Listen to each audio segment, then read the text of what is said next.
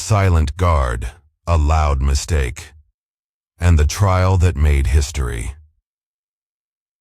He thought they were just statues, unmoving, unshakable, silent. So when 24-year-old Brandon Hayes, a wealthy American tourist, sprayed neon paint across a Royal Guards uniform in front of Buckingham Palace, he thought it was just a joke. But what followed wasn't laughter, it was outrage. Within minutes the crowd turned, cameras rolled, and by sunset, the world was watching. The prank became a scandal, the scandal became a trial, and the trial became history. This is the true story of arrogance colliding with tradition, and the silent soldier who never moved, but never needed to, because honor doesn't flinch, and Buckingham Palace never forgets. Welcome to Tales and Truths, traveler. Before we dive into today's powerful tale, take a moment, look around you. Are you tuning in from a rainy street in London, a sunny porch in California, or maybe a quiet corner of the world no one knows? Tell us in the comments, where are you watching from today? Here at Tales and Truths, we go beyond stories. We uncover the moments that test character, honor, and justice. So if you haven't yet, subscribe and hit the bell, because tomorrow's story drops at dawn, and it just might change how you see the world. It was a crisp spring morning in London, the kind of day where the air feels both ancient and alive. The streets leading up to Buckingham Palace glowed under a pale golden sun, and the city buzzed with a gentle harmony of tour guides, camera shutters, and distant violin strings from nearby Green Park. Locals went about their routines, but for the hundreds of tourists gathering near the black iron gates of the palace, this place was nothing short of magical. Among them was Brandon Hayes, a 24-year-old American from Austin, Texas, with designer sunglasses perched on his head and a confident stride that said he'd never heard the word consequence. Brandon stood out, not because of who he was, but because of how little he seemed to care where he was.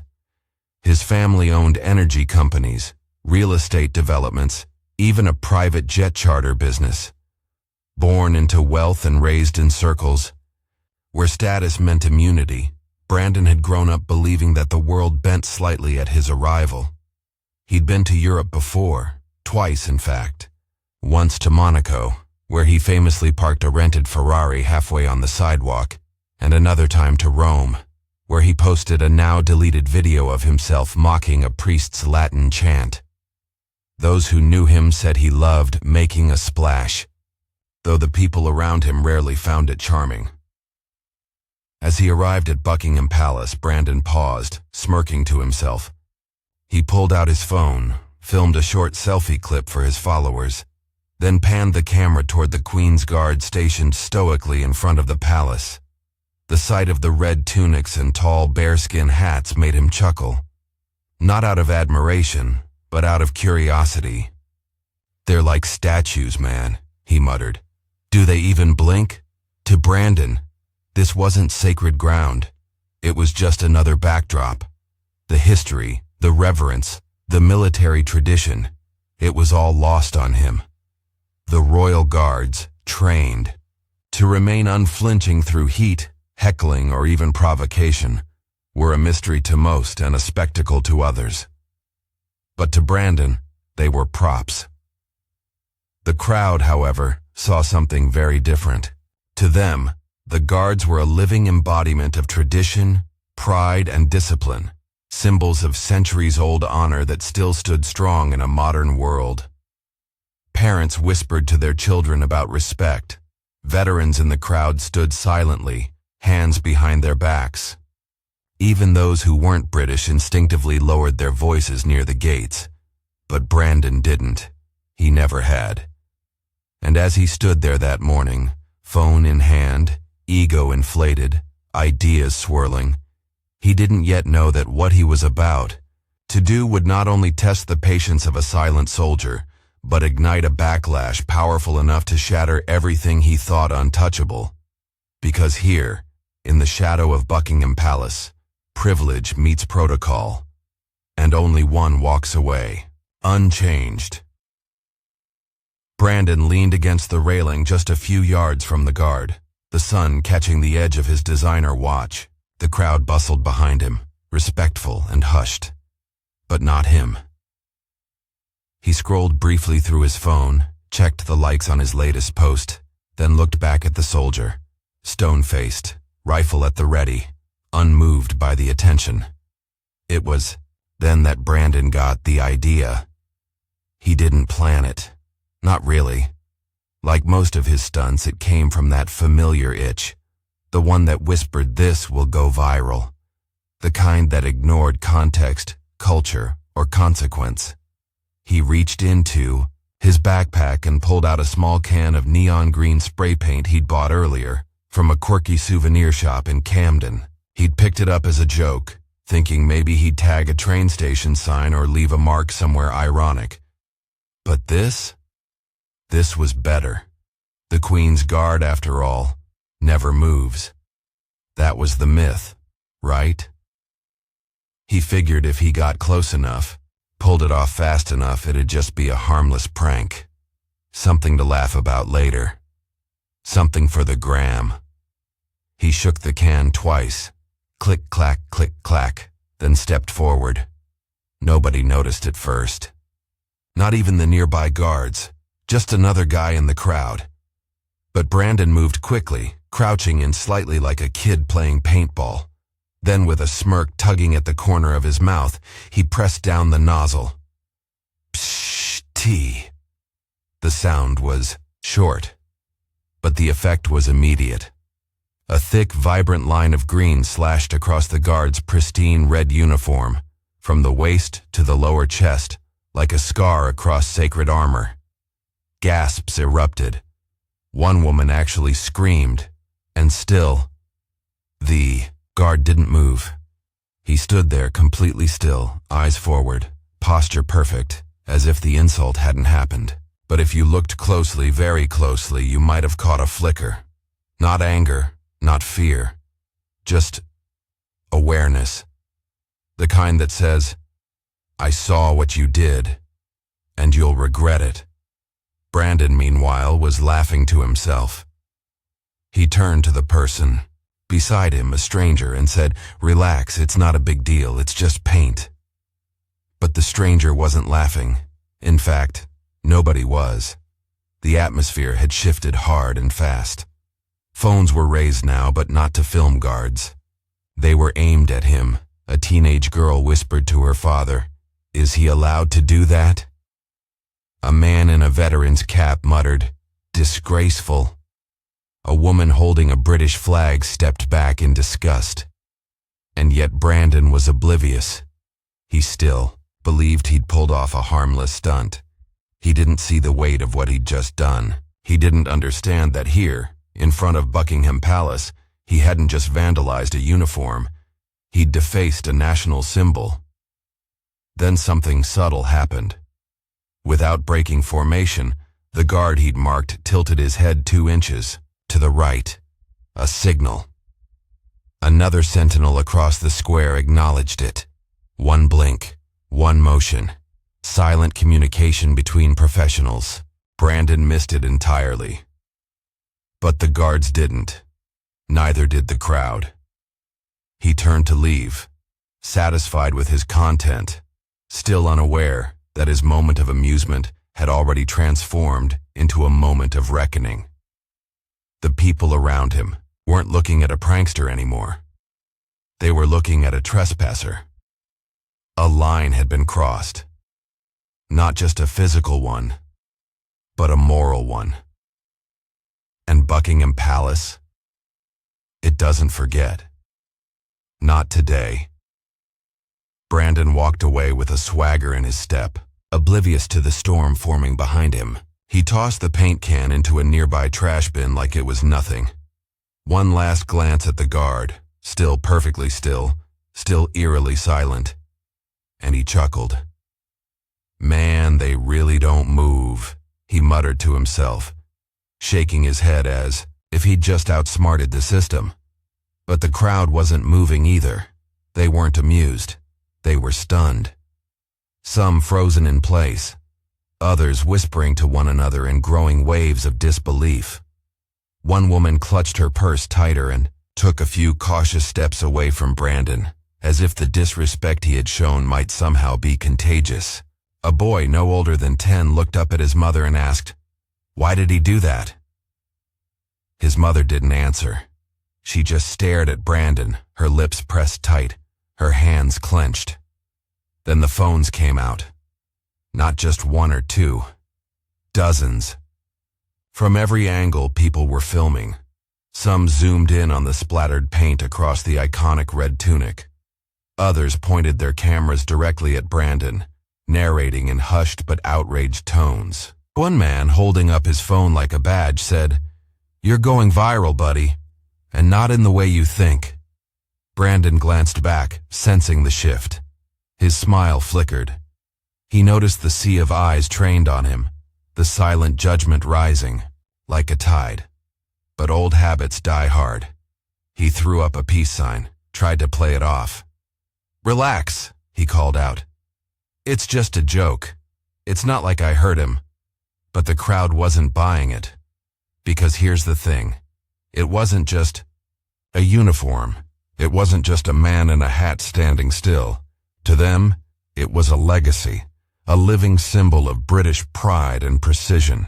The Queen's Guard, now the King's Guard, weren't props or costumes for tourist entertainment.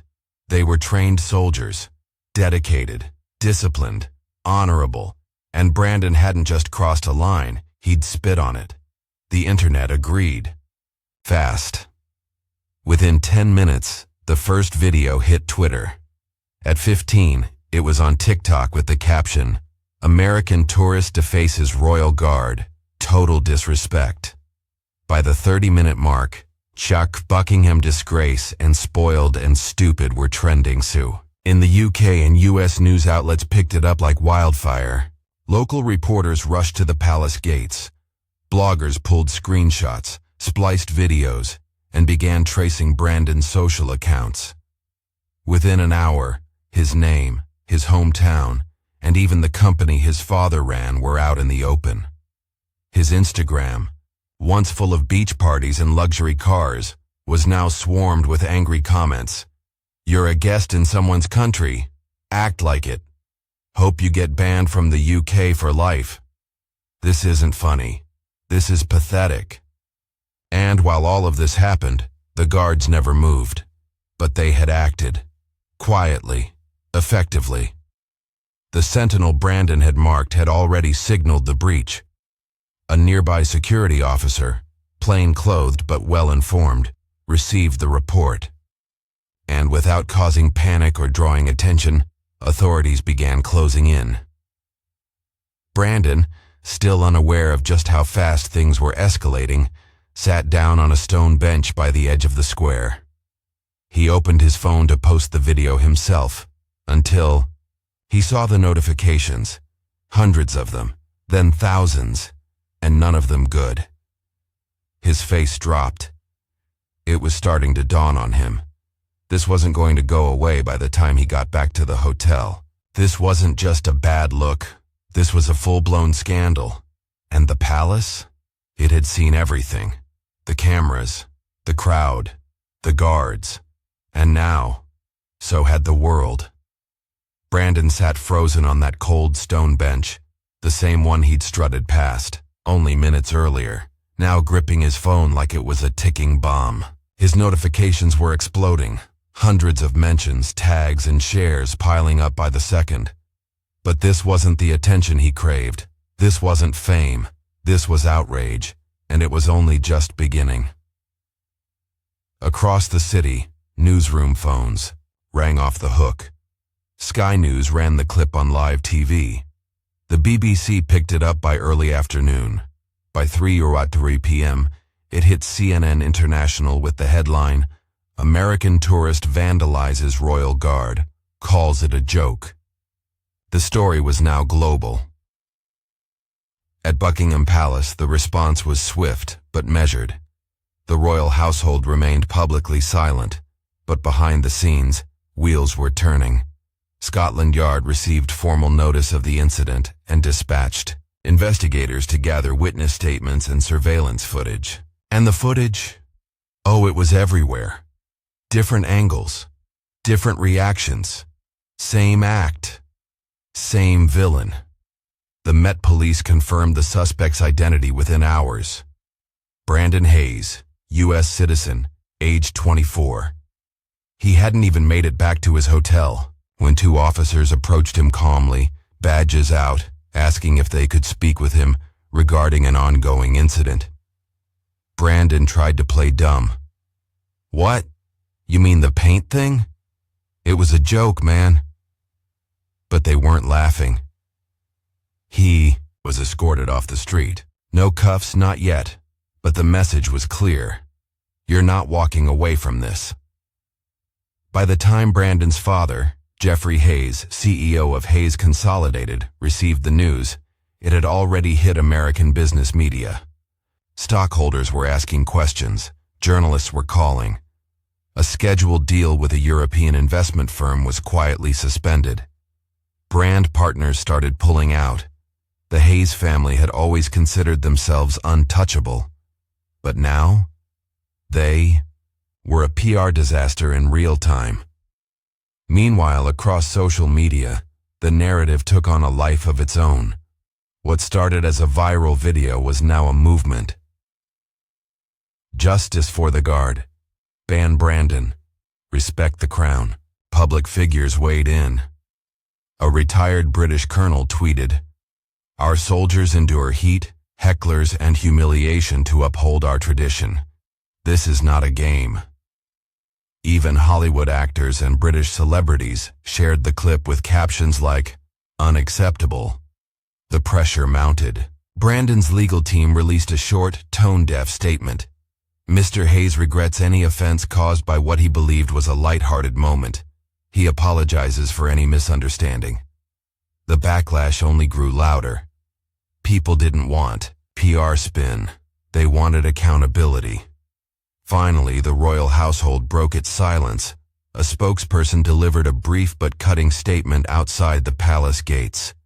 The Crown condemns any action that disrespects the ceremonial role of its guards, who represent centuries of service and sacrifice.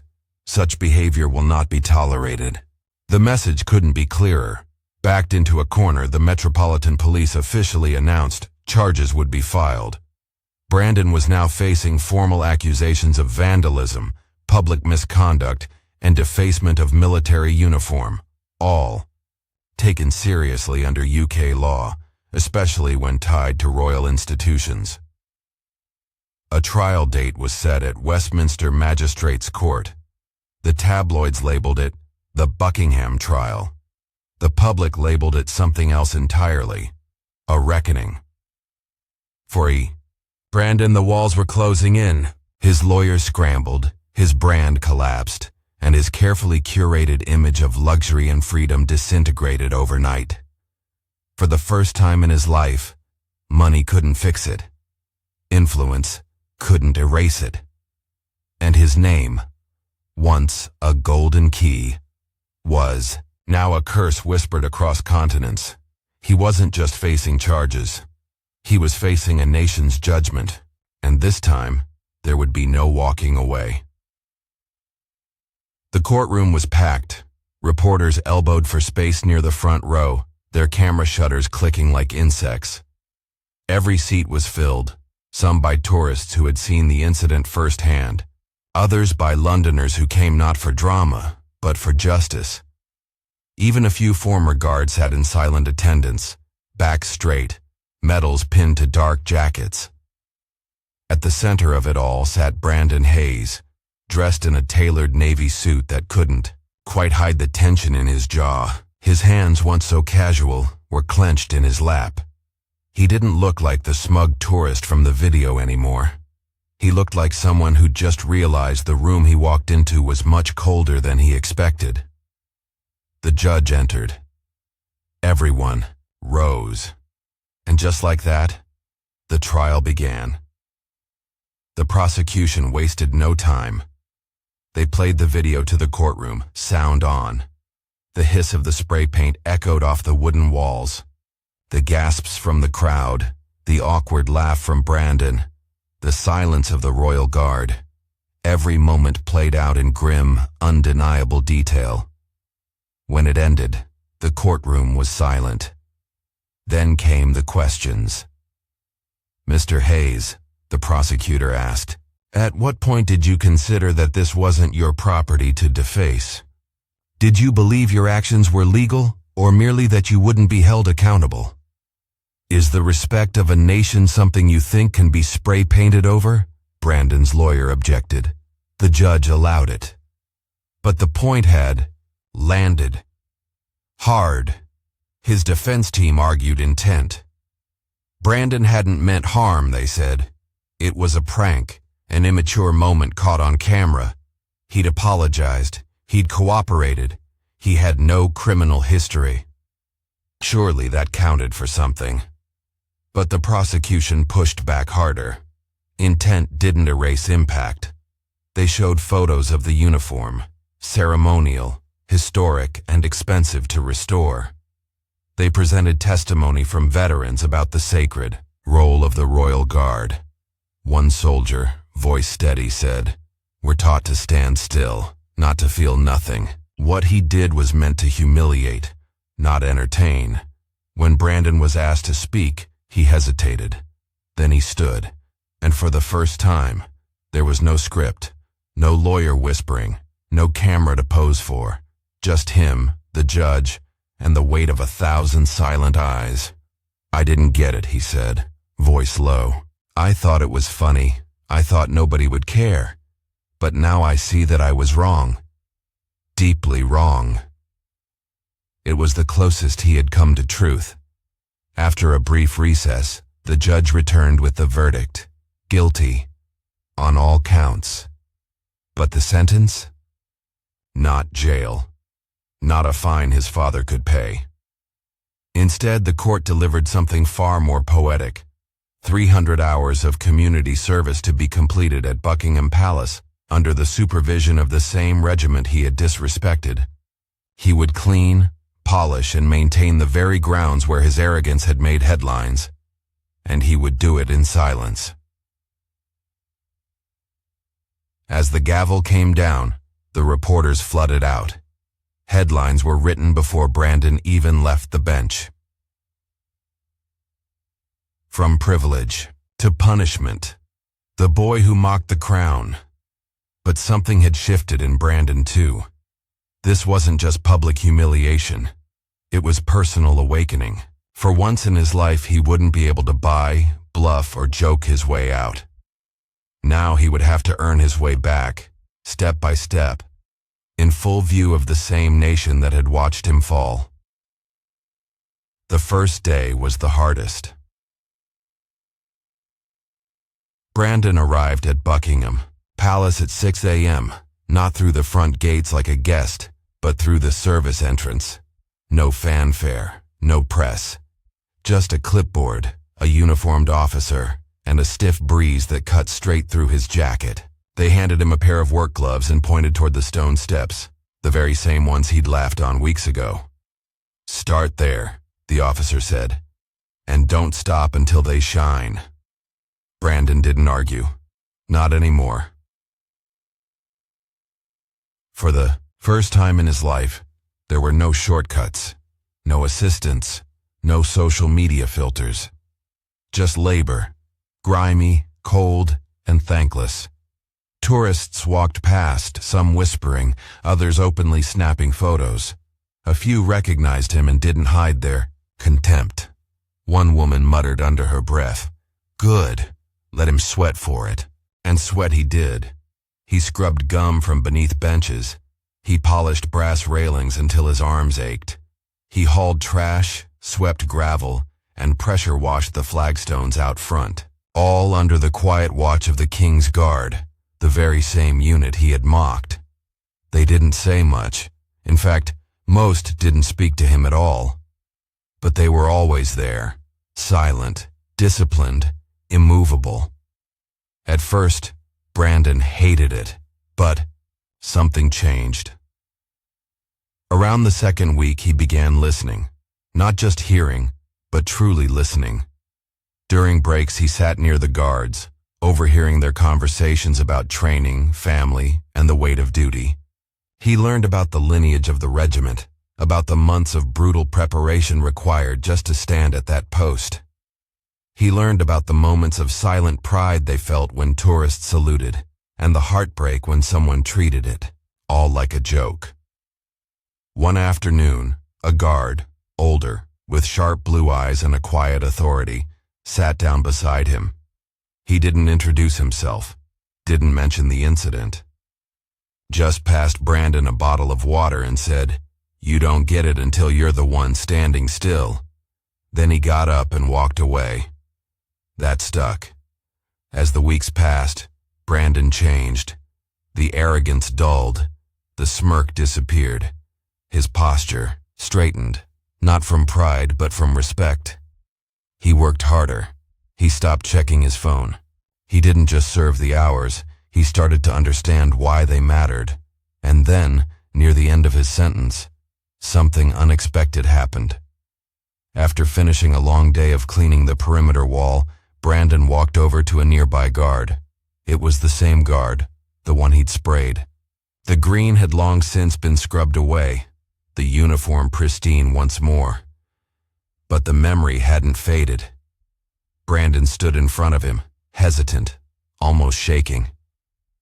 "I don't expect anything," he said. "But I need to say this. I'm sorry for everything. I was ignorant, disrespectful, and worse, I was proud of it.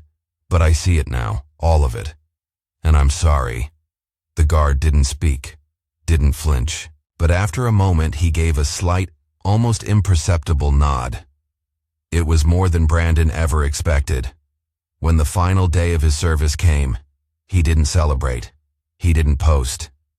He simply packed up, shook hands with the supervisor, and walked out the same gate he'd entered through. Only this time he wasn't the same man. His story made headlines again, but for a different reason. Some called it redemption, others called it justice. But the truth? Brandon Hayes had learned that honor isn't inherited, it's earned. And sometimes it takes losing everything to see what truly matters. He came to London a tourist. He left, understanding what it means to respect something bigger than yourself. And that stays with you forever. Some stories end with a clean slate. Brandon Hayes's didn't.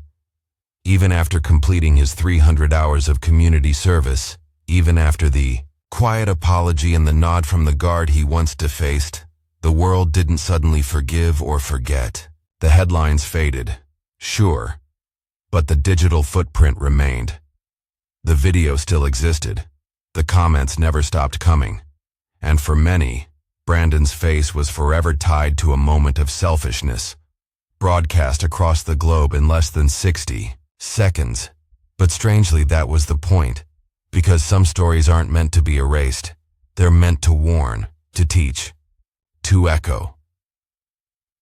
In the months that followed, Brandon returned to the States, back to Austin, back to the world he had once ruled with a smirk and a trust fund.